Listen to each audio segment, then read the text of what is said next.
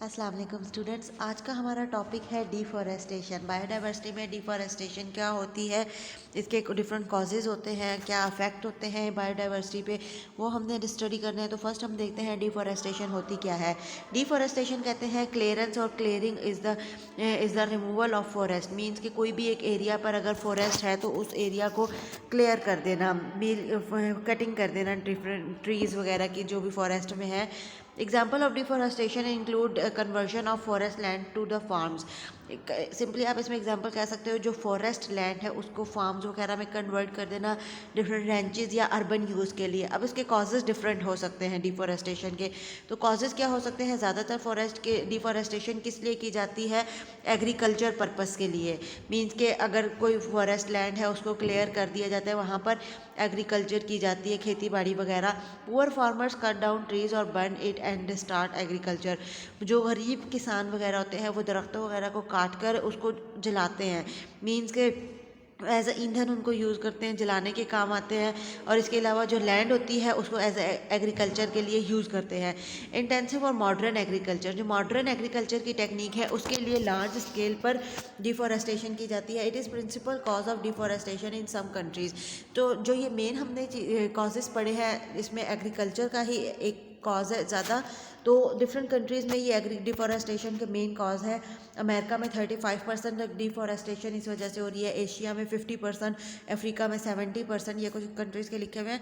Next देखें इसके affects क्या होते हैं। अब डिफॉरेस्टेशन हो गई, ट्रीज़ की कटिंग कर ली और उसके बाद लैंड को यूज़ में ले लिया, लेकिन उसके जो अफेक्ट होते हैं इन्वायरमेंट पे वो क्या होंगे?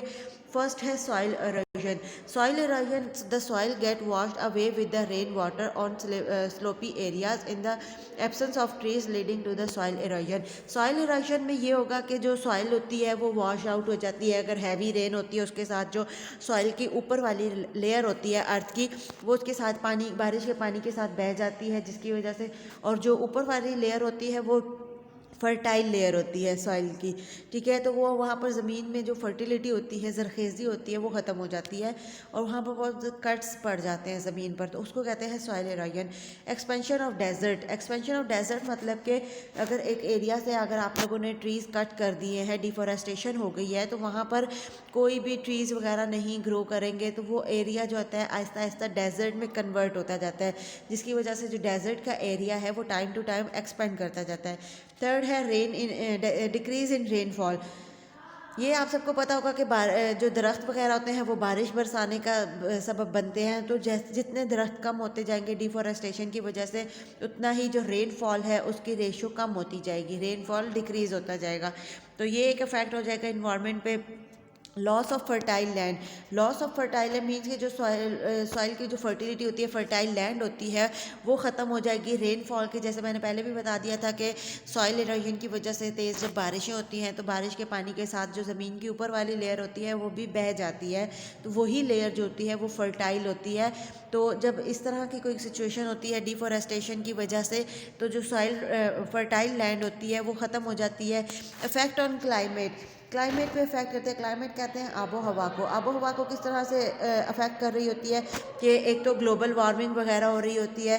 दरख्त जो होते हैं वो आप लोगों को पता है कि बहुत ज़्यादा टेम्परेचर को मेंटेन करने में हेल्प करते हैं, बारिश को बरसाने का सबब होते हैं। तो जब ये चीज़ें नहीं होती हैं तो जाहिर सी बात है आबो हवा, क्लाइमेट में चेंज आएगा टाइम के साथ। तो डिफॉरेस्टेशन का एक मेन इफेक्ट ये भी है। नेक्स्ट है loss of medical plants. Medical plants आप कह सकते हो ऐसे कि जड़ी बूटियाँ वगैरह जो डिफरेंट डिजीज़ की ट्रीटमेंट के लिए यूज़ होती हैं वो ख़त्म हो जाती हैं, क्योंकि वो ऐसी जो जड़ी बूटियाँ वगैरह होती हैं वो ज़्यादातर फॉरेस्ट वगैरह में ग्रो कर रही होती है। जब फॉरेस्ट की कटिंग हो जाती है, मींस डिफॉरेस्टेशन हो जाती है, तो ऐसी जो डिफॉरेस्टेशन जब हो जाती है तो जिनकी वजह से ये ऐसे प्लांट्स होते हैं जो कि यूज़फुल होते हैं ह्यूमंस के लिए, वो भी ख़त्म हो जाते हैं। इन्वायरमेंटल चेंजेस, इन्वायरमेंटल चेंजेस में भी जैसे कि क्लाइमेट चेंज होता है, इन्वायरमेंट भी चेंज होता है। इसमें मेन चीज़ आ जाती है ग्लोबल वार्मिंग की, जो कि आजकल का मेन इशू है।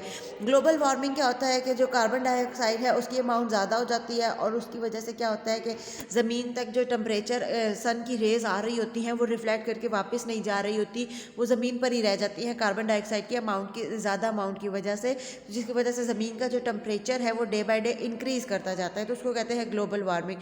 तो ये सारी की सारी इन्वायरमेंटल चेंजेस आती हैं डिफॉरेस्टेशन के रिजल्ट में। आई होप सो ये आप लोगों को समझ आ गया होगा। तो कि स्टूडेंट, गुड लक, अल्लाह हाफिज़।